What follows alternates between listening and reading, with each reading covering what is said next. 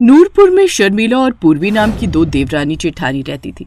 शर्मिला का पति एक फैक्ट्री में छोटी मोटी नौकरी करता था, जबकि देवरानी पूर्वी के पति का खुद का कपड़ों का व्यापार था, जिस कारण देवरानी को खुद पर बड़ा घमंड था। साथ ही उसे अपनी अमीरी का भी घमंड था। गाड़ी में घूमना, बड़े घर में रहना, ये सब उसके शौक थे, जिस पर वो बड़ा इतराती थी। उसे गरीब लोग बिल्कुल भी पसंद नहीं थे। उसकी जेठानी शर्मिला गरीब घर की बहू थी और उसका पति भी कुछ खास नहीं कमाता था, जिस कारण उसकी जिंदगी गरीबी में कट रही थी। लेकिन अमीर देवरानी को अपनी गरीब जेठानी बिल्कुल भी पसंद नहीं थी, लेकिन वो अपनी देवरानी के घर के कामों में बहुत मदद करती थी। एक रोज उसकी गरीब जेठानी अपने घर के आंगन में झाड़ू लगा रही थी कि तभी जानबूझकर उसकी देवरानी अपने बड़े से घर से बाहर आती है। ओ गॉड, मेरा सर कितना दुख रहा है। अरे क्या हुआ पूर्वी, तुम ठीक तो हो ना? पता नहीं, सुबह से सर बहुत दर्द कर रहा है। देखो ना जेठानी जी, अभी तक घर के सभी काम ज्यों के त्यों ही पड़े।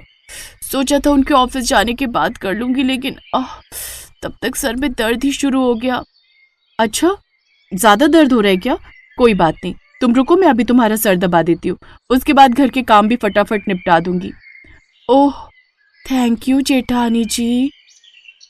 शर्मिला अपने घर के काम बीच में छोड़कर अपनी देवरानी के सर की मालिश करने लगती है, जिसके बाद वो उसके सारे घर का कामकाज भी कर देती है। अब थोड़ा सर ठीक हुआ। अच्छा जेठानी जी, फ्रिज में कल की सब्जी बची है तो ले जाओ, आपके काम आएगी। अब हमारे यहाँ तो कोई बासी खाना खाता नहीं है। जेठानी ने फ्रिज में से बासी सब्जी ली और घर आ गई। फिर अपने घर के सारे काम निपटाए, जिसके बाद उसने रोटी लगाई और अपने पति और बच्चों को वो बासी सब्जी के साथ परोस दी। ऐसे दोनों की जिंदगी कट रही थी। अमीर देवरानी जहाँ पैसे खर्च करते वक्त ज्यादा नहीं सोचती, वहीं गरीब जेठानी को अपनी गरीबी के चलते बड़ा सोच समझकर खर्च करना पड़ता। ऐसे कुछ दिन बीत जाते हैं और नवरात्रि का त्योहार पास था। नवरात्रि से पहले देवरानी अपनी जेठानी से, कल से नवरात्रि शुरू होने वाले हैं, चलो चलकर थोड़ी खरीदारी कर लेते हैं। देवरानी अपनी जेठानी को साथ ले जाती है ताकि वो उसका सामान का थैला पकड़ सके। भैया, ये फिनाइल की बोतल पैक कर दो। क्या प्राइस है? जी 200 रुपए। अच्छा ठीक है, दे दो। जेठानी जी आप भी खरीद लीजिए। नवरात्रों में जितना अच्छे से घर को सजा कर रखेंगी तो माँ दुर्गा खुश हो जाएंगी। वो क्या है ना, माँ दुर्गा को साफ घर बड़ा अच्छा लगता है। नहीं देवरानी जी, मैं तो मिट्टी और गोबर से ही घर को लीप लूंगी। वैसे भी मेरा घर तो कच्चा है। छी गोबर। खैर चलो, अब फूल माला की दुकान पर चलते हैं। वो दोनों अगली दुकान पर चली जाती हैं। ये वाली माला कितनी सुंदर है, इसे पैक कर दो। जेठानी जी अब ये तो ले लो। लेकिन देवरानी जी, ये तो आर्टिफिशियल माला है, मैं माँ दुर्गा को असली फूलों की माला चढ़ाती हूँ। उफ, रोज रोज इतनी मेहनत कौन करे, उससे अच्छी तो ये आर्टिफिशियल माला होती है। एक बार माँ की मूर्ति को पहना दो, फिर 9 दिन तक बदलने का झंझट ही नहीं। भैया आप मेरे लिए तो यही पैक कर दो। आपको कुछ नहीं चाहिए जेठानी जी? मुझे माँ की मूर्ति लेनी है, वो सामने है, वहीं चलते हैं। आप जानती हैं, मैंने तो इस बार माँ दुर्गा की नई बहुत बड़ी मूर्ति बनवाई है, पूरे 50,000 की। कुछ देर बाद वो दोनों उस मूर्ति वाले के पास चली जाती हैं, लेकिन वो इतने महंगे दाम बताता है कि शर्मिला दाम सुनकर ही इनकार कर देती है। फिर घर आकर चालाक देवरानी अपनी अमीर जेठानी से अपने घर के मंदिर की साफ सफाई करवा लेती है। लौटते वक्त उसे लाल रंग की मिट्टी दिखती है। ये मिट्टी माँ की प्रतिमा बनाने के काम आएगी।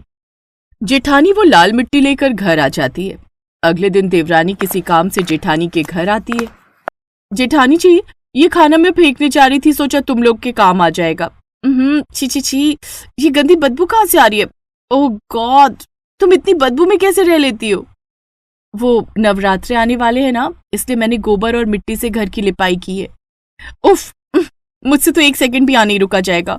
और जब मुझसे ही नहीं रुका जा रहा तो तुम्हें क्या लगता है देवी माँ इस मिट्टी गोबर वाले घर में आएंगी? अरे माँ दुर्गा तो हम अमीरों के घर में आती हैं, जहाँ पर फर्श पर फिनाइल का पोछा और घर में इत्र की महक होती है, तभी तो हम अमीरों के पास और पैसा आता है। ये तुमने ठीक कहा, लेकिन हम गरीबों के बस में जितना होगा हम वैसे ही माँ के नवरात्रि मनाते हैं, और बाकी तो सब श्रद्धा की बात होती है। हाँ ठीक भी है, वैसे भी इन सब में पैसा खर्चा होता है, जो तुम गरीबों के बस की बात नहीं। देवरानी 2 बातें सुनाकर वहां से चली जाती है। अगले दिन से नवरात्रि शुरू हो जाती है। अर्जुन, ये देखो, माँ की इतनी बड़ी मूर्ति तो पूरे गांव में किसी के यहाँ नहीं होगी, ऊपर से इतनी महंगी भी। और ये रंगोली देख रहे हो, मैंने ऑनलाइन ऑर्डर की है। अब हाथों से रंगोली बनाकर कौन अपने हाथ गंदे करे, इससे तो बस ये स्टिकर हटाओ और चिपका दो। अब मैं इनको आर्टिफिशियल माला चढ़ा देती हूँ। पता है ये माला भी पूरे 1000 रुपए की है। हाँ, वो तो इसकी खूबसूरती देखकर ही कीमत का पता चल रहा है। अच्छा, तुमने मेरा टिफिन तो पैक कर दिया ना? तुम्हारा तो व्रत होगा। व्रत? और मेरा? तुम जानते हो ना, करवा चौथ का व्रत रखने में तो मेरी हालत खराब हो जाती है। फिर मुझसे नहीं होते ये सब व्रत। हमसे तो पिज्जा बर्गर ये सब खाए बिना रहा ही नहीं जाता। ना बाबा ना, ये सब व्रत ना, उन गरीब जेठानी को ही सूट करते, मुझे नहीं। अर्जुन काम पर चला जाता है और अब पूर्वी आराम से बैठकर टीवी देखती है। उधर शर्मिला ने सारी रात जागकर माँ के लिए लाल चुनरी और फूलमाला तैयार की थी। फिर सुबह उठकर उसने सारे घर की साफ सफाई की और भीगे हुए चावल को पीसकर उसकी रंगोली बनाई। फिर नहाने के बाद लाल मिट्टी की प्रतिमा बनाकर उसके सूखने के बाद उनकी स्थापना करके पूजा करने लगी। जय माँ दुर्गे, मैया जय माँ दुर्गे। हे माँ, इस गरीब पर अपनी कृपा बनाए रखना। तुम तो जानती हो, तुम्हारी इस भक्त के पास तुम्हें भोग लगाने के लिए पैसे नहीं है। ये थोड़ी सी चीनी है, इसी को भोग स्वरूप स्वीकार करो। इसके बाद जेठानी भूखी प्यासी रहकर 9 दिन के व्रत रखती है, जबकि अमीर देवरानी तो कभी अपने लिए पिज्जा ऑर्डर करती तो कभी बर्गर। एक दिन, जेठानी जी, आज मैंने अपने यहाँ कीर्तन रखा है, आप समय से आ जाना। गांव की सभी औरतें आएंगी, उनके लिए चाय नाश्ते का इंतजाम भी तो करना है। कीर्तन? ये तो बड़ी खुशी की बात है। माँ के कीर्तन में मैं जरूर आऊंगी। अच्छा लगा कि तुम कीर्तन करवा रही हो। अरे नहीं, मुझे तो ये सब शोर शराबा पसंद भी नहीं। वो तो बस मेरी सभी फ्रेंड्स सोशल मीडिया पर अपने अपने घर पर कीर्तन करवाने की पोस्ट डाल रही है, इसलिए मैंने भी रखवा लिया। इसलिए पहले ही कह देती हूँ, मैं कुछ काम नहीं करूंगी।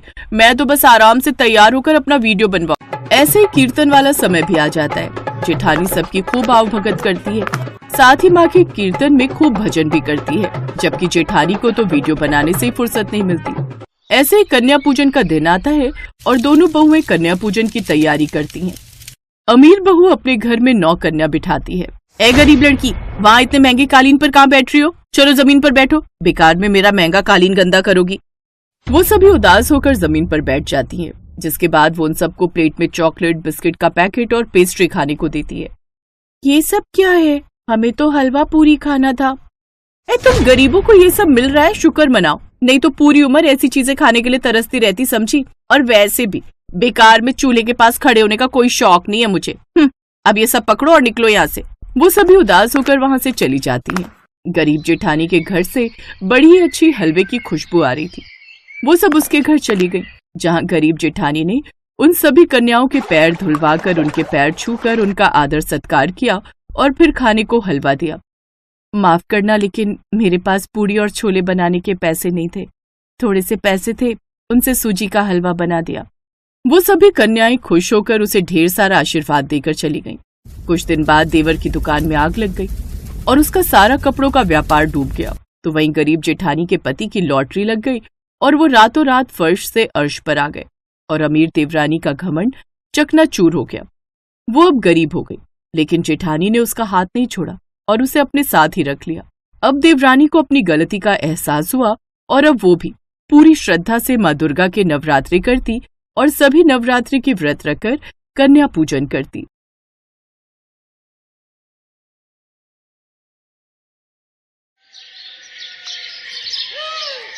भैया, 1 किलो कोटू, 1 किलो सिंघाड़ा आटा, सेंधा नमक, व्रत के चावल, साबूदाना 2 किलो ही कर दो। और ये चिप्स व्रत के हैं क्या? हाँ बहन जी, ये आगे सारा माल व्रत के लिए ही है। तो ये व्रत की नमकीन, चिप्स, पापड़ ये सब भी 5-5 पैकेट कर ही दो। अरे गायत्री, तू कुछ खरीद नहीं रही? तूने भी तो नवरात्रि व्रत रखे है ना? नहीं भाभी, व्रत में ये और मैं इतना कुछ नहीं खा पाते हैं। बस थोड़े से आलू ले लूंगी, वही उबाल लूंगी। अच्छा चल ठीक है भैया, ये सामान पैक कर दो और ये आपके पैसे।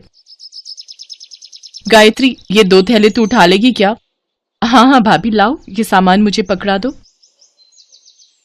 बस त्योहार आने की देर है, पर्स खुल ही जाता है। मैंने तो तुम्हारे जेठ जी से कल ही 20,000 रुपए अलग ले लिए थे कि नवरात्रि पूजन के लिए काम आएंगे। कन्या पूजन में बांटने के लिए सामान भी तो लेना है। गायत्री, एक काम कर, जरा वो सामने बर्तन की दुकान पर चलते हैं। सोच रही हूँ कन्याओं को स्टील की डिबिया बांट दूंगी। भैया, ये 1 दर्जन डिब्बी का सेट दे दो। गायत्री, तू कुछ खरीदेगी कन्याओं को देने के लिए? नहीं भाभी, अभी नहीं, आप खरीद लो। अच्छा चल, मेरी तो नवरात्रि की शॉपिंग हो गई। ले पकड़ ये थैले। रिक्शा भी नहीं मिल रहा है। जरा देख वहां रिक्शा कोई नजर आता है तो। मैं तो बहुत थक गई हूँ। सुधा और गायत्री दोनों देवरानी जेठानी थी। सुधा गायत्री की जेठानी थी। उसके पति महेश की कपड़े की दुकान थी। पैसा भी अच्छा खासा था। काफी अमीर थी सुधा। इसके विपरीत गायत्री का पति रमेश किराए का ऑटो चलाता था और गायत्री घरों में सफाई बर्तन का काम करती थी।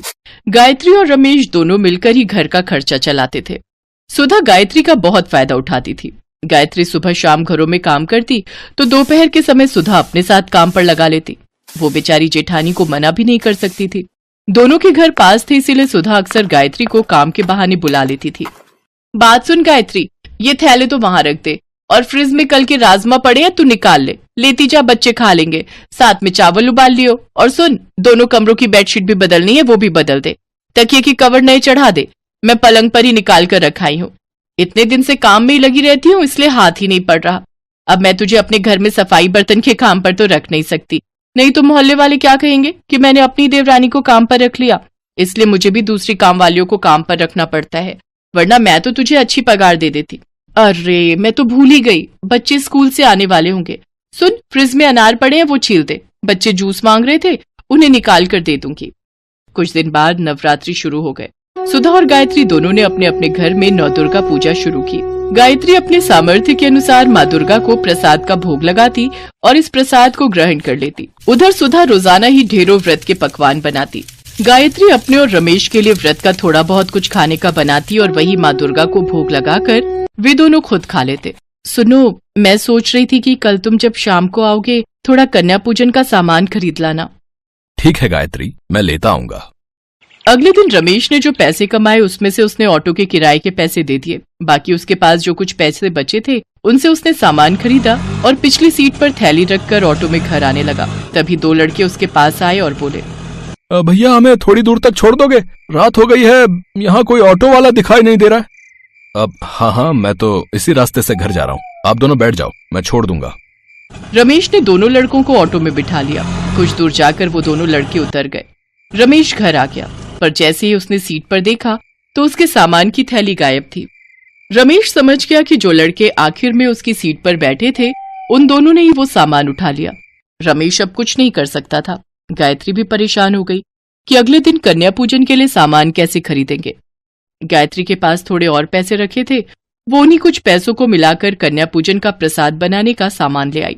अगले दिन गायत्री ने प्रसाद बनाया और माँ दुर्गा को भोग लगाकर कन्याओं को बुलाने के लिए जैसे ही बाहर गई तभी उसकी जेठानी सुधा ने उसे आवाज लगाई, अरे गायत्री, जरा मेरी मदद कर दे, कंजके आ गई हैं, मैं बैठा लूं, उसके बाद तू उन्हें ले जाना। ठीक है भाभी, मैं आती हूँ। गायत्री सुधा के घर उसकी मदद के लिए चली जाती है। सुनो जी, 9 कन्याओं से ऊपर एक भी कन्या मत बुलाना, बाकी सबको वापस भेज दो। चलो बच्चों, जाओ, 9 कन्याएं पूरी हो गई हैं। वैसे भी 12 डिब्बियां लाई थी, 9 बांट दूंगी, 3 डिब्बी घर में रख लूंगी।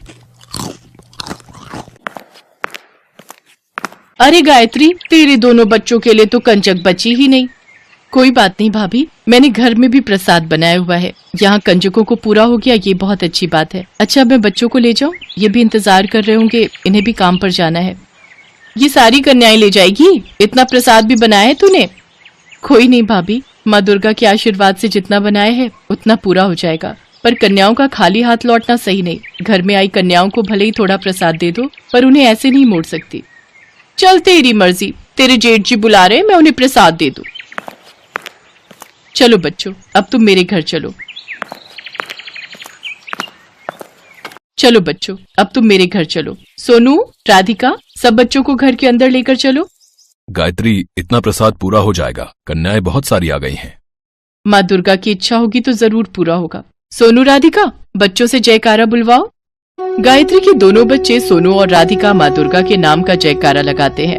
गायत्री और रमेश भी बच्चों के साथ माँ दुर्गा के नाम का जयकारा लगाते हैं। जयकारा शेरा वालिदा, बोल साचे दरबार की जय। जयकारा शेरा वालिदा, बोल साचे दरबार की जय। गायत्री माँ दुर्गा का नाम लेकर घर में आई सभी कंजकों के लिए प्रसाद निकालने लगती है। तभी कुछ साधु संत भी द्वार पर आ जाते हैं। बेटी, दुर्गा अष्टमी का दिन है, साधु बाबा को माँ दुर्गा का प्रसाद दो। अब गायत्री, द्वार पर साधु संत महात्मा आए हैं, कन्याओं के लिए भी प्रसाद निकालना है, अब सब कैसे होगा? हे दुर्गा माँ, आप तो अंतर्यामी हो। मैं आपका नाम लेकर प्रसाद सब में बांट रही हूँ। मेरे प्रसाद में बरकत देना। जय दुर्गा मैया। गायत्री की प्रार्थना माँ दुर्गा तक पहुँचती है और माँ दुर्गा अपने चमत्कार से गायत्री के द्वारा दुर्गा अष्टमी के लिए बनाए गए प्रसाद में बढ़ोतरी करने लगी। इधर गायत्री बर्तन में से हलवा पूड़ी चने निकालती तो उधर माँ दुर्गा अपने चमत्कार से बर्तनों को फिर से भर देती। गायत्री मन ही मन बहुत खुश थी। खूब अच्छे से गायत्री और महेश ने कन्या पूजन किया। साथ ही सब साधु संतों ने भी भरपेट प्रसाद खाया। सभी भोजन से तृप्त होकर गायत्री के परिवार को आशीर्वाद देकर खुशी खुशी गए। हे दुर्गा माँ, मैं जानती हूँ ये सब आपके ही आशीर्वाद का फल है। आपके चमत्कार से मेरे बर्तन खाली ही नहीं हुए, प्रसाद से भरे रहे। सुनो जी, माँ दुर्गा की शक्ति अपार है। देखो, बर्तनों में अभी भी प्रसाद बाकी है। हाँ गायत्री, तुम ठीक कह रही हो। आज माँ दुर्गा ने कोई चमत्कार जरूर किया है, तभी थोड़ा सा प्रसाद इतना ज्यादा हो गया। सुनो, तुम और बच्चे मिलकर प्रसाद खाओ, तब तक मैं भाभी को भी थोड़ा प्रसाद देकर आती हूँ। गायत्री टिफिन भरकर प्रसाद जब सुधा के घर ले गई तो सुधा प्रसाद देखकर हैरान रह गई। गायत्री, तेरा थोड़ा सा प्रसाद इतना हो गया कि तू मुझे भी देने आ गई। ये तो बहुत चौंकाने वाली बात है। मैंने तो इतना ढेर सारा प्रसाद बनाया, फिर भी हम घर के लोगों को ही पूरा नहीं पड़ा। कुछ लोग प्रसाद मांगने आए तो मैंने उन्हें खाली हाथ ही लौटा दिया। तेरा थोड़ा सा प्रसाद कैसे पूरा हो गया? हाँ भाभी, सब माँ दुर्गा की कृपा से ही हुआ है। अच्छा, मैं चलती हूँ, आप सब ये प्रसाद खा लेना। गायत्री सुधा को प्रसाद देकर घर लौट आती है। उस दिन माँ दुर्गा के चमत्कार से सचमुच गायत्री के घर के भंडार भर गए। धीरे धीरे रमेश के काम में भी वृद्धि हुई और अब उनकी आर्थिक स्थिति में भी सुधार हो गया। इन सब के पीछे एक ही वजह थी और वो ये कि गायत्री ने निस्वार्थ भावना से सच्चे मन से नवरात्रि व्रत किए और दुर्गा अष्टमी की पूजा की। भगवान तो प्रेम के भूखे होते हैं। जो भी भक्त प्रेम और श्रद्धा से भगवान के नाम का पूजन करता है, भगवान उस भक्त से बहुत प्रसन्न होते हैं। कहते हैं, माँ दुर्गा अपने भक्तों को कभी